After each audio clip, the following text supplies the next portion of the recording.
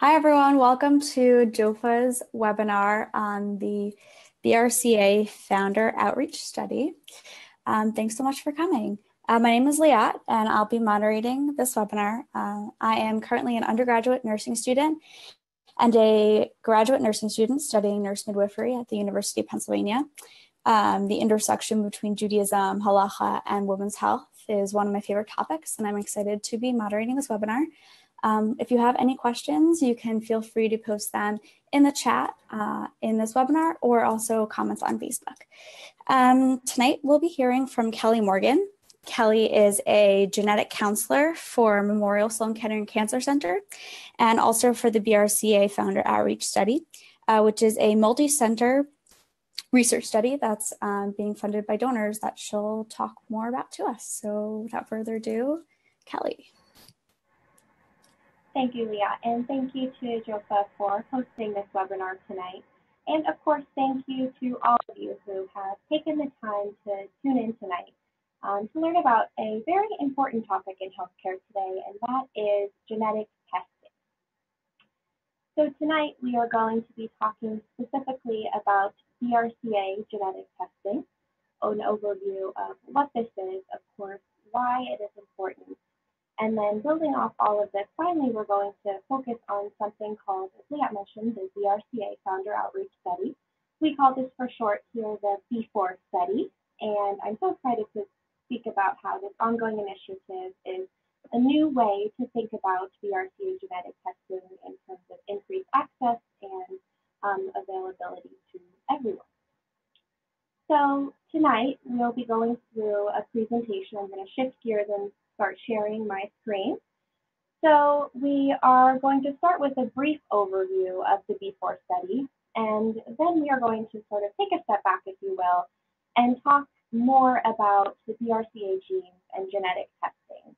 You all probably have varying degrees of familiarity with this topic, depending on your life experiences, your backgrounds, both personally and professionally. So one of my biggest goals this evening is to help everyone feel confident in their understanding of this topic and also provide you all with the most recent research and tools in terms of being able to access this valuable information. After that, we are going to circle back to the title of this presentation, the BRCA Founder Outreach Study. By the end, you would have all of the details you need to be able to actually log online and enroll in the study if you are eligible and interested. So bear with me as we go through all of this. At the end, I will turn it back and answer hopefully any questions that you all might have. So to get started, the B4 study, this is an innovative new way to look at BRCA genetic testing. It's specifically for individuals with Ashkenazi Jewish ancestry. And as we go through the presentation, it will become clear why that is. In terms of our team, so this study is led by truly the leaders in the field of cancer research and cancer genetics in New York, Boston, Philadelphia, and Los Angeles. You can see their photographs, their names, and institutions up here on the slide. So the mission of this study, we opened the B4 study back on March 5th, so a little bit over a month ago. So we are seeking to enroll 4,000 individuals of Ashkenazi Jewish ancestry. That will be 1,000 in each of the participating cities, New York, Boston, Philadelphia, and Los Angeles.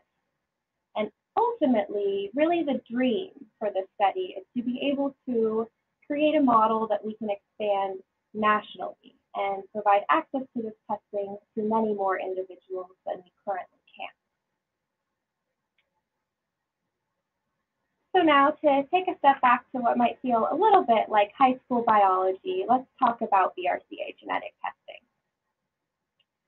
So BRCA genetic testing is a blood test that assesses someone's hereditary risk to develop particular types of cancer. So we each have 2 copies of all of our genes. We get one from mom, one from dad. That's where the hereditary piece comes into play here. So all of our genes naturally provide a set of instructions that our body can read and interpret. The BRCA genes specifically provide a set of instructions that help our body protect ourselves against developing particular types of cancer. So our genes can carry mutations. You can think of them as spelling errors, if you will, in the set of instructions that cause the body to not be able to interpret and carry out these genetic instructions. You can imagine then if someone has a mutation in one of those BRCA genes, they would be born with an increased risk to develop particular types of cancer. So BRCA genetic testing through a blood test will assess the risks that someone may or may not carry in terms of hereditary cancer risk. There are specific cancers that someone would be at an increased risk to develop if they carry a BRCA mutation.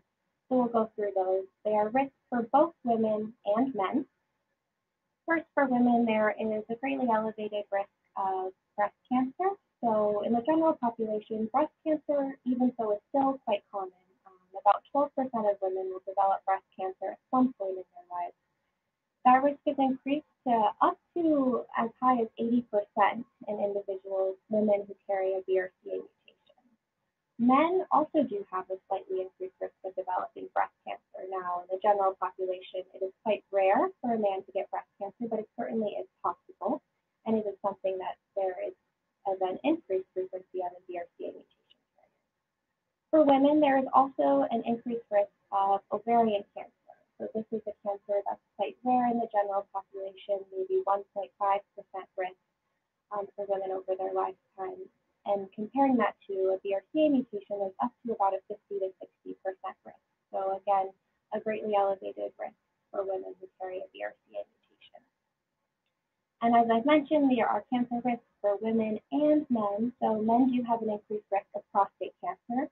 And importantly, these prostate cancers, they tend to be or can be more aggressive in BRCA mutation carriers. So it is important for a man to know about this, both in terms of surveillance and also potentially management of a prostate cancer if it were to develop. There are some other cancer risks, some smaller cancer risks. So there is a slight association between BRCA mutations and pancreatic cancer. The risk is much lower than the others that we've discussed tonight, and we still are learning about what affects an individual's risk for this cancer and what the best screening for this cancer could be. So it goes without saying that doing a BRCA genetic test and learning that you carry particular cancer risks can be very difficult.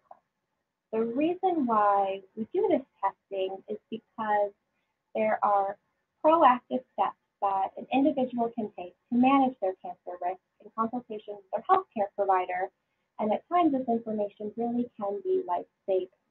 So that is on the level of the individual, and then tying back in the piece of hereditary risk. So if someone in a family learns that they carry a BRCA mutation, that information affects them and it also affects their family. So this information sort of cascades through a family, if you will, and can be life-saving not just to one individual, but different individuals throughout the family if identified to carry a BRCA mutation.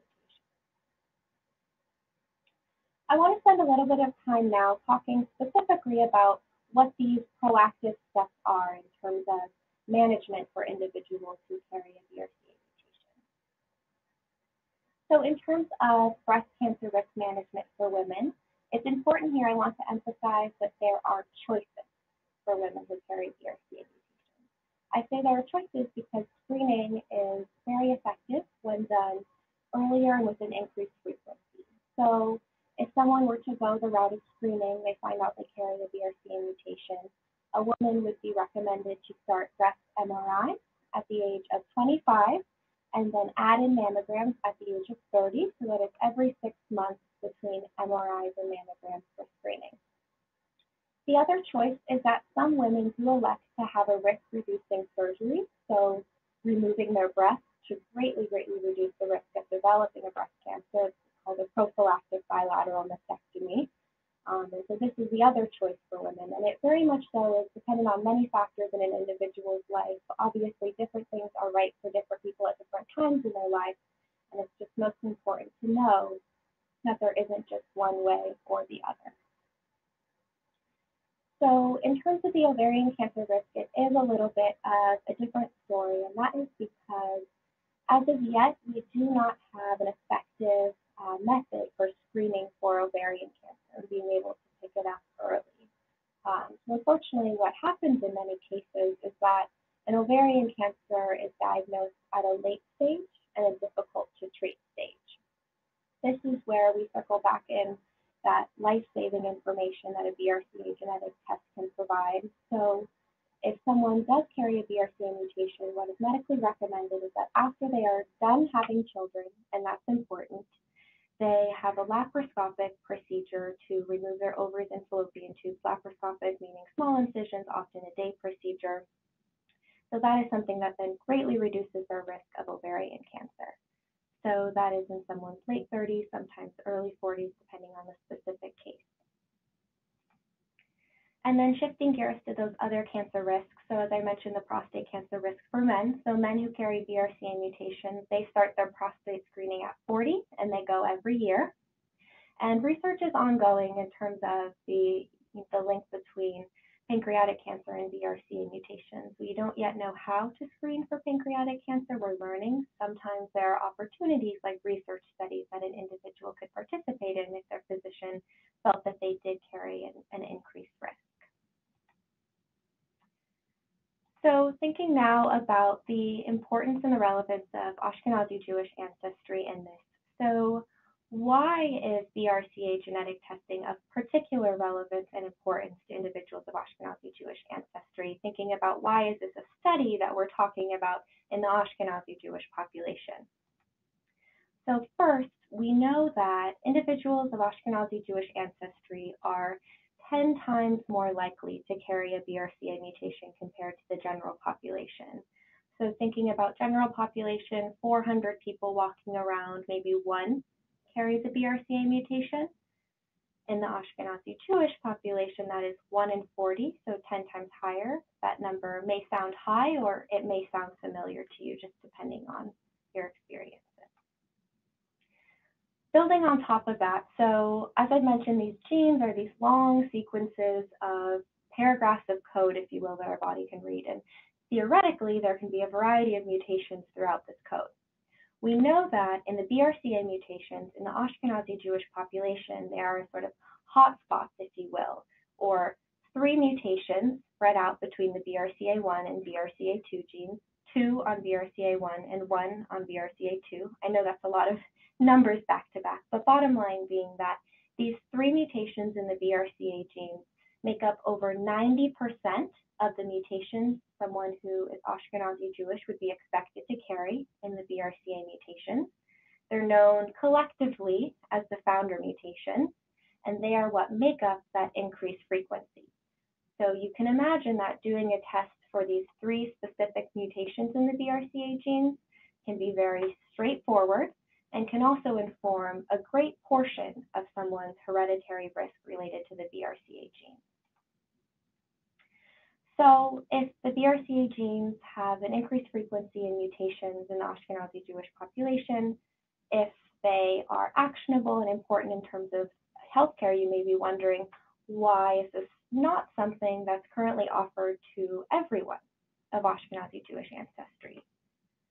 So there are a variety of reasons of this. Some of them are complex, some of them we don't fully understand, but sort of thinking about this from a historical perspective. So as I mentioned, until now, BRCA testing has been limited to individuals with a family or personal history of BRCA-associated cancers.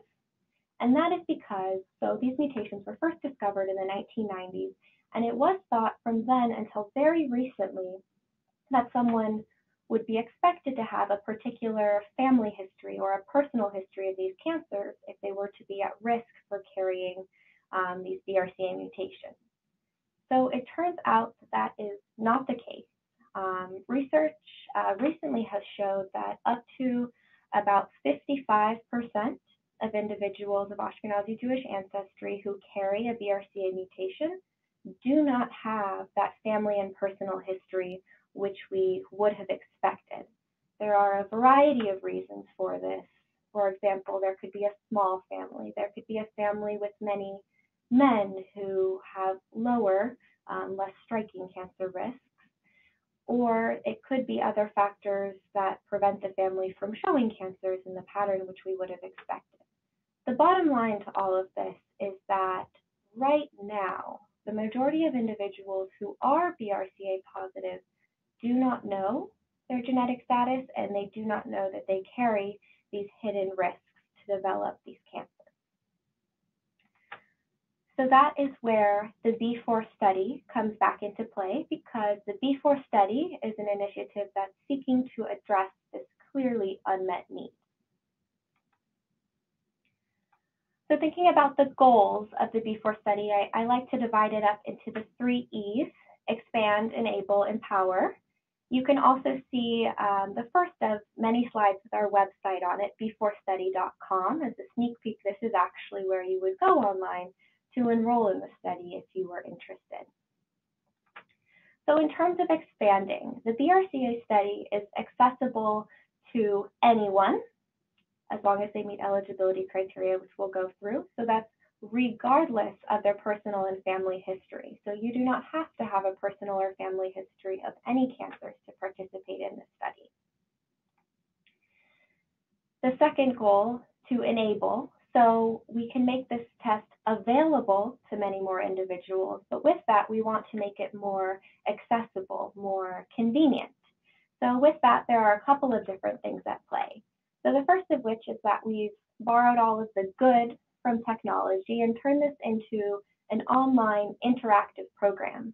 So thinking about traditionally, if someone is going in to see a genetic counselor, they would come in for an in-person consultation. This is prior to having the genetic test, talk through the different things that would be important to understand before making an informed decision. Someone would consent to the genetic test, have their blood drawn, and wait for the results to come back. That's the pre-test counseling.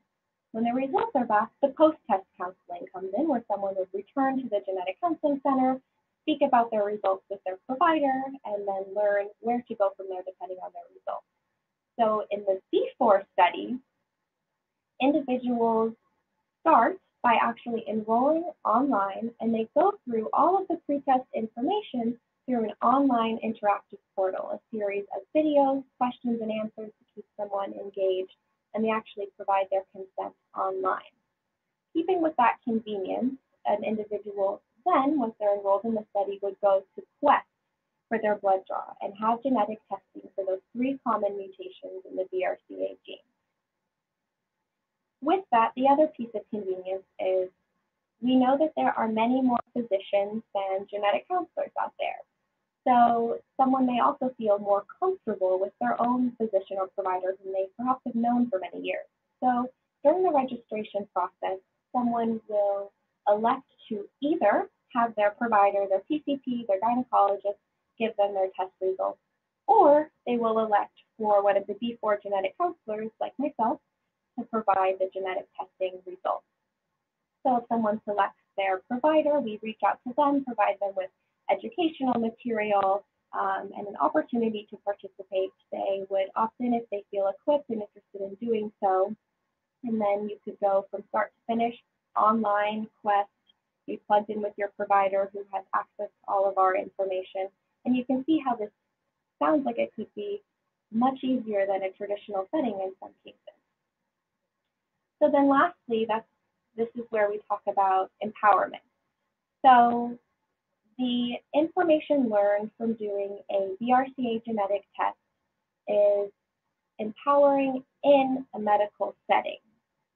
So this is an informational test that through the study, you're technically doing it sort of from home, at least to start, but the important difference is that you are not doing it alone. So from start to finish, even though you have this increased convenience, this increased accessibility, you are plugged in with a genetic counselor, your providers from start to finish. It is information that is only used medically. It is information that is incorporated into your medical care, and we are keeping it in this context while increasing the convenience of the test. So now thinking about if this sounds interesting, who's eligible for the study? So you do have to be 25 years of age or older to participate. You have to have at least one grandparent of Ashkenazi Jewish ancestry. You do, for now, have to reside within the greater metropolitan areas of New York, Boston, Philadelphia, and Los Angeles. Again, I say for now because the dream is to be able to expand this model nationally. And you do have to have health insurance. So the BRCA blood test itself is free of charge. This study is funded by a private philanthropy. But the reason why it's important to have health insurance is all of the initial testing is free, but if someone needs follow-up care, then that is something that could go through and would be important to have insurance for. So how to participate? It's easy in that it's 5 steps. So as I've mentioned, the first step is to go to b4study.com.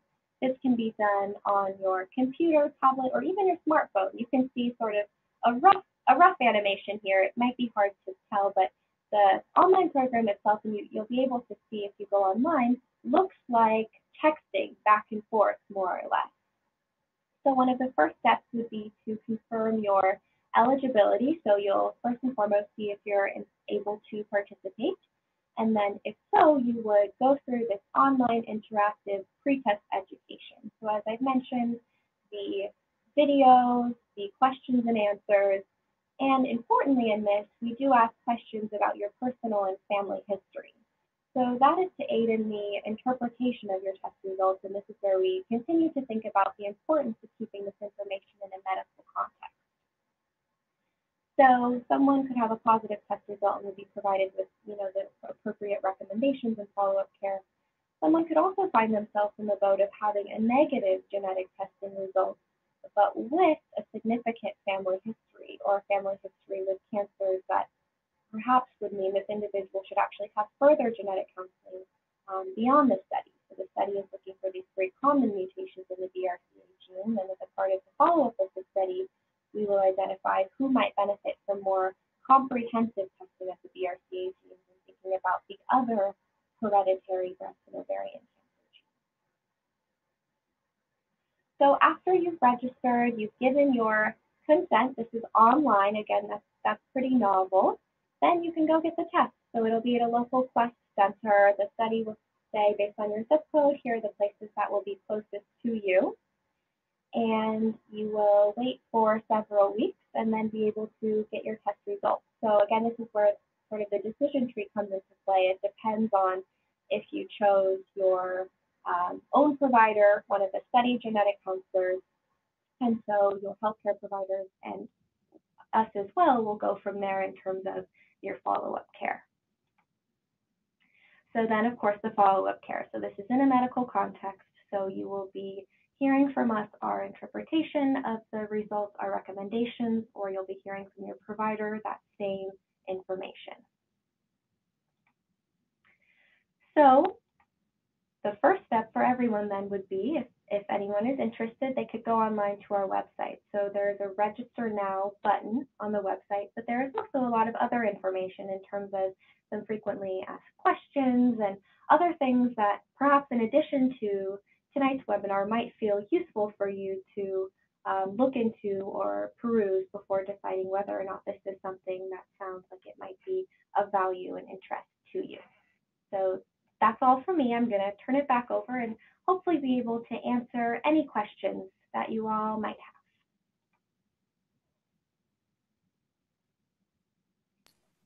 Sorry, I muted myself. Thanks so much, Kelly. That was great. That was really informative. I do have a couple questions. I'm going to start off with a question from the audience. I know that you addressed that the study, to be eligible for it, you need to live in the greater metropolitan areas of New York, Philadelphia, Boston, and LA. And you said that the dream is to eventually, make this national. Someone asked specifically about Chicago. I was wondering, in addition to just location-wise and age-wise, other factors that contribute to being ineligible for the study, what's the plan immediately or in the future in terms of making this available to a wider audience? Good question. So first and foremost, we need to start small like this because we need to be very thoughtful and careful in assessing how this model works. So this is this is pretty new, thinking about genetic counseling in this way. So the plan is to succeed in helping 4,000 people navigate through this information. And kind of through that, we will be, once we reach accruement, collecting emails on the website saying, if you're still interested, please let us know. We want to see who out there is interested, both in the eligible and ineligible regions, so that will help us in terms of expanding. It's hard to give an exact timeline because we don't know with these things, but the goal is that we're working towards it. One other thing that I'll add is for anyone who this feels relevant or important to, you don't need to wait for the study to expand to your area. Definitely talk to a healthcare provider, a genetic counselor if you have any concerns about your personal or family history. Great, thank you. So speaking of healthcare providers, you mentioned that recently research has shown that, I think you said 55% of people who are positive for the BRCA gene in the Ashkenazi Jewish community don't even have a family or personal history of breast cancer.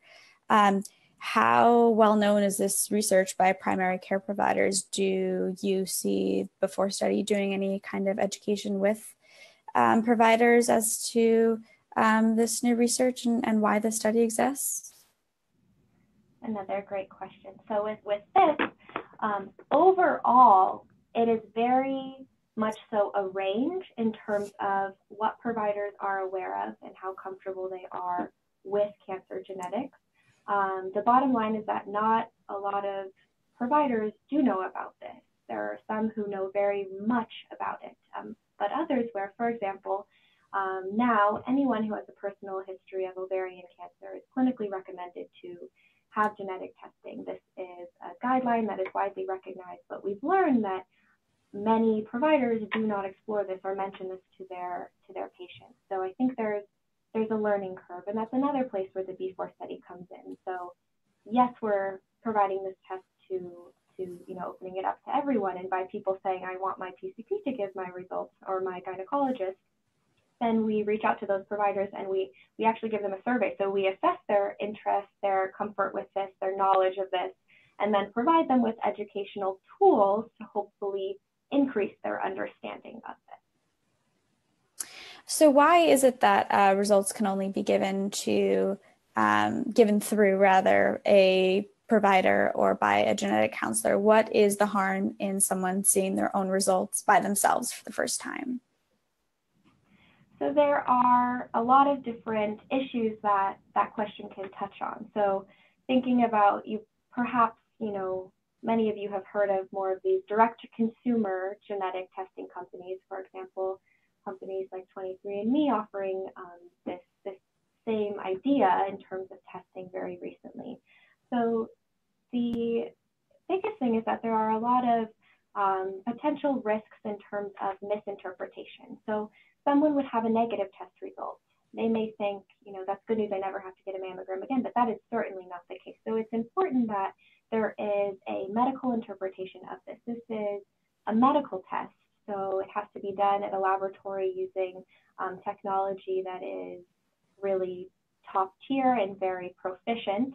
And, you always walk the fine line of, you want this to be accessible, but you want to ensure that it's used and sort of maximized in a way that's going to be helpful. So that's where we come in that we want to be there to provide any resources that a person may need or answer any questions that they may have. So even though companies like 23andMe offer a full panel of genetic testing, not just for the BRCA gene, that's not something that professionals recommend?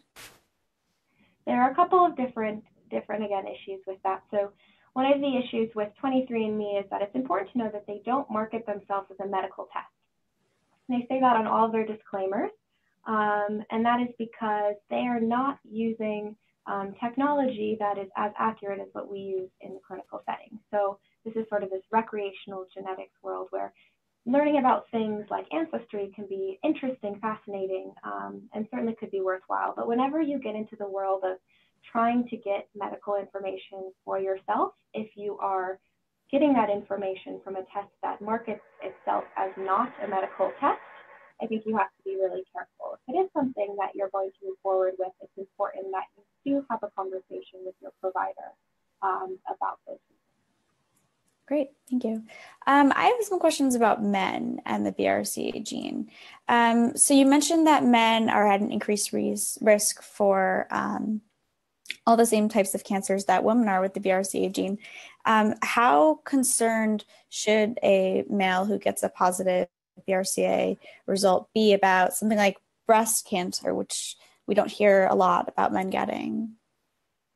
Good question. So the biggest risk for men is prostate cancer. That can be certainly elevated, and I mentioned that possibility of a more aggressive prostate cancer. So the good news is that we have screening for prostate cancer. So general population is something that's thought about in someone's 40s, 50s, 60s, but here we say if you turn 40, when you turn 40, it's important that you move forward with screening.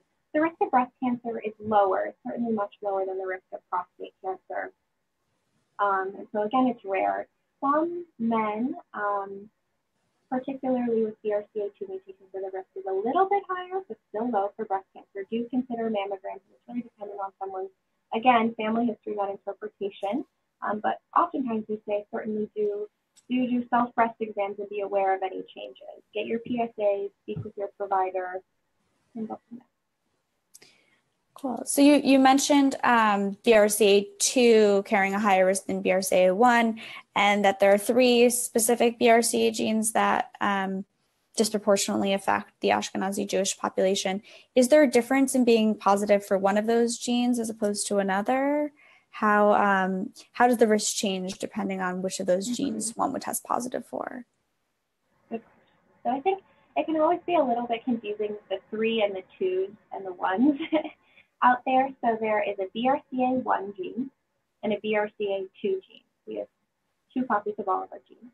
So the 3 mutations that are spread amongst these genes, I wish I could draw it out, but there are 2 mutations in BRCA1 and 1 mutation in BRCA2.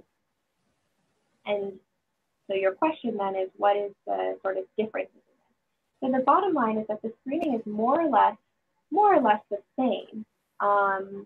And the risks are, in broad strokes, actually, the female cancer risks are a little bit higher for BRCA1, and the male cancer risks are a little bit higher for BRCA2.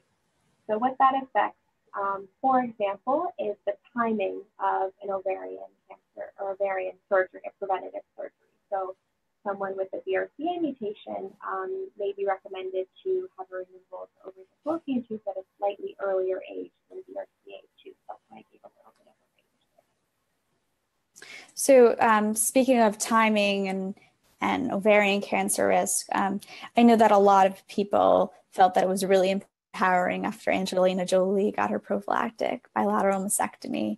They thought it was great that she did that. And then I also know a lot of women who are really freaked out by that and think, well, if I am knowledgeable about my status, about whether or not I'm positive for BRCA gene, then I have to do that. And I don't want to lose my breasts. I don't want to lose my ovaries. So what are the chances and what are the options? Mm-hmm. And that is, I think, such an important misconception to address. So absolutely, I think Angelina Jolie, she brought a whole, I guess, world of awareness to this field, really. But I think one of the sort of unintended consequences is it led to the idea, some people thought or think that a prophylactic bilateral mastectomy is the only option for breast cancer risk.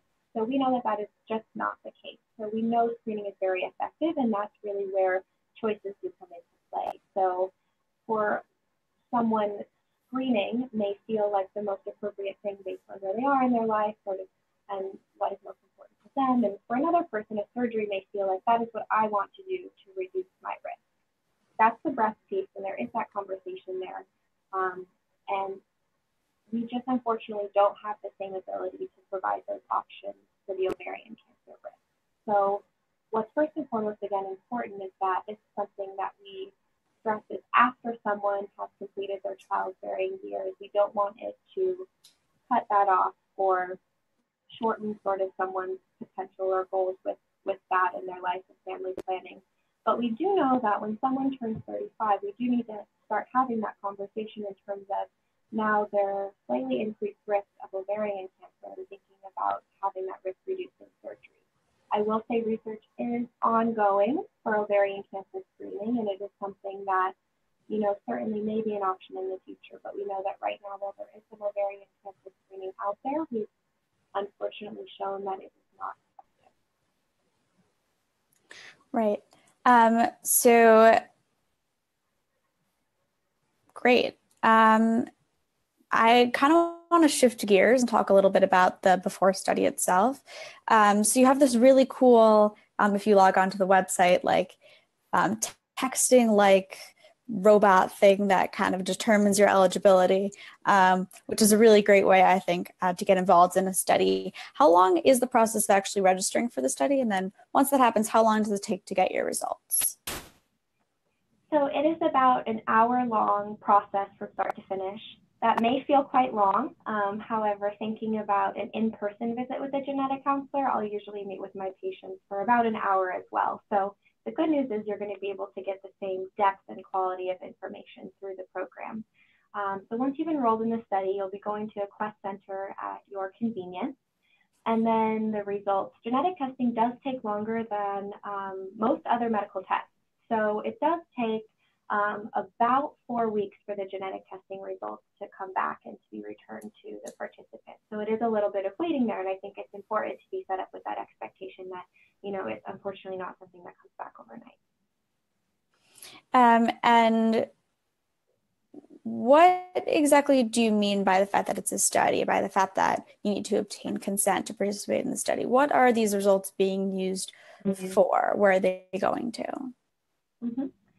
So as a part of the consent, thinking that anyone who's doing genetic testing needs to consent to the genetic testing, but then what are they consenting to and signing up for on top of this as being a part of the research study? So the information is first and foremost used and important for the individuals in terms of providing you with the results in your medical follow-up care. But as a part of this, we have to study the model. We have to see if this works. So we want to know what your experience was like as a part of this study, if you found this to be distressing or comforting, convenient or not convenient. So we want to know about what this was like for you, and then also studying the providers, so learning about their interest in communicating this information, their expertise in this field. So gathering data on the model in addition to communicating the results. And this cool, again, really awesome texting robot thing that obtains that consent. I know that there are always kind of whispers of concern floated around about what does this do to my insurance status if they find out that I am positive for BRCA genetics, or especially in the Orthodox Jewish community, what will happen if people find out? Will I ever get married? Will I ever find a partner? What kind of security is in place to make sure that those results don't get beyond me and my healthcare provider? There are two main acronyms that I can speak about. So the first is HIPAA, which keeps all of your healthcare information safe and protected. So you are participating in a study, but your healthcare information goes nowhere outside of the confines of your medical record and you and your provider's personal knowledge of it.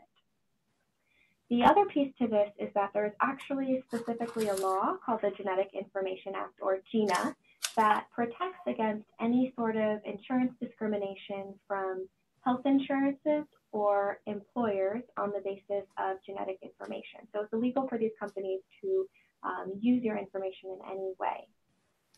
So this law does have some limitations. It doesn't expand to things like life insurance, long-term care, disability. So those are companies that can technically, again, it's asking you for your records, perhaps when you're applying for a policy, and they could factor in a variety of things, including things like family history or genetic risk status. But it's just, important that if that feels concerning to you, I do get calls to our B4 phone number to talk about this in a little more detail if there's anything that feels alarming or something that's a concern that we're doing. Great. So obviously you've talked a lot about how genetics plays a huge factor in cancer. Aren't there other things that play a factor in cancer? Or genetics really the most, the largest risk factor that should be worried about? Why is, getting tested for something like the BRCA gene, the best way of finding out about, my risk for a particular type of cancer? So we know that actually thinking about cancer in general, about 80% of cancers are sporadic or completely unrelated to hereditary causes. So the reason why genetic testing can be important is that it can provide very concrete risk estimates and predictions if it were to come back positive. So assuming a genetic testing comes back negative, then we talk about, screening based on someone's family history of cancers or general population screening recommendations. But if a test result comes back positive, then it's very utilizable information, and then it does become the risk factor that is highest and is most important to address in someone's care. So if it comes back negative, obviously, you mentioned that the reason these results come back through a provider, through a genetic counselor, is because, people need reminding. You still need to get, you still need to see your provider and get tested for these cancers. If you have family that gets tested and those family members are negative for the BRCA gene, do you still need to get tested, or does that mean that you'll be negative too? So it depends how biologically they're related to you. So say both of your parents had genetic testing, then that's told us what your genetics are, since we get half from every parent. But it's always important to think about who in the family is getting tested. Are they the best candidate to test? Sometimes, if someone in the family who is unaffected with the cancer has gotten tested and they're negative, we say it's important that your aunt who is diagnosed with breast cancer, she should get her own testing, because it could be that she comes back positive and you come back negative, and then we have even more information. So if both my parents did come back negative, does that mean 100% for sure I am not BRCA positive? So nothing's ever 100%. Often things are 99.99. So what's important to sort of make clear here too is that so there are different degrees or types of genetic testing. And so with the BRCA genes, there is this test, which is looking for the 3 most common mutations in the BRCA genes. So if your parents were both doing this test and were negative, you did not inherit any of those. But it's important to know that there's something called BRCA sequencing, BRCA rearrangement analysis that could pick up the small percentage of mutations that are outside of these 3 common ones. And so if someone has had complete BRCA testing, then yes, you do not have very much. Likelihood is very, very, very low. There is something where a mutation comes to one person just in that generation sporadically, but that's rare. So if your parents are both tested, talk to your provider about it, and it's likely good news for you. There are also, I'll mention, other cancer risk genes aside from BRCA, so that's important in the conversation. Right, of course.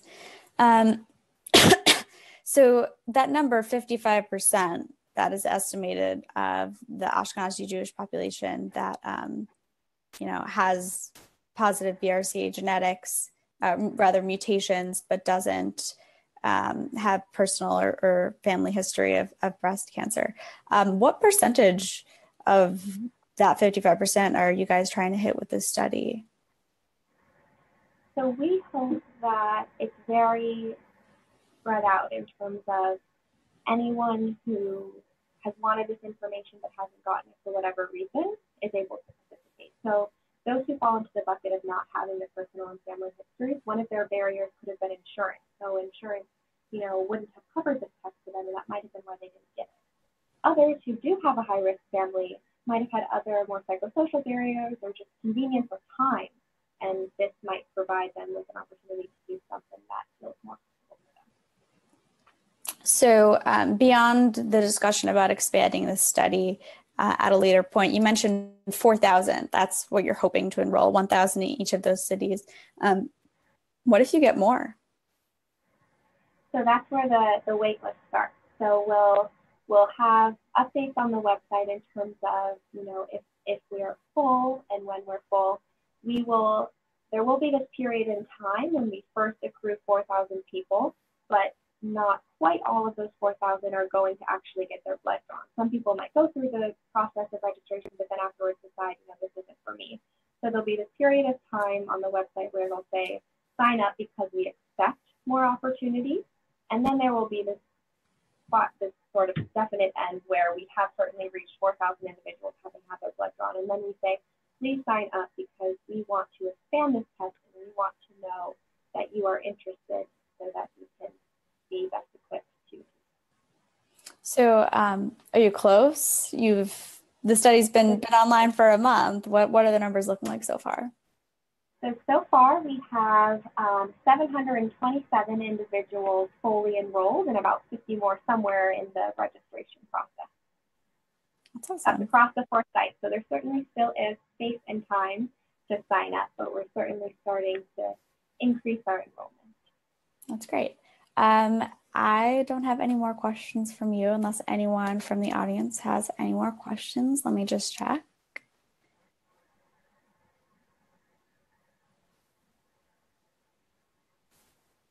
I think that's all the questions that I have for you tonight. Can people reach out to you if they have any questions? How can people get into contact with you or with another genetic counselor on the Before study? Absolutely. Yes, we would encourage that. So the best way to reach out and sort of be triaged to whatever area, a metropolitan area you live in and speak with those genetic counselors is to call our phone number. It's on the website, but I'll also give it now for anyone who might want to write it down. It's 1-833-600-BSOR. So you can call that phone number, select the city that you live in. You select New York. I look forward to speaking with you and answering any questions you might have. Great. Thank you so much, Kelly. Thank you so much to JOFA and to the Before study for hosting this webinar. Really appreciate it.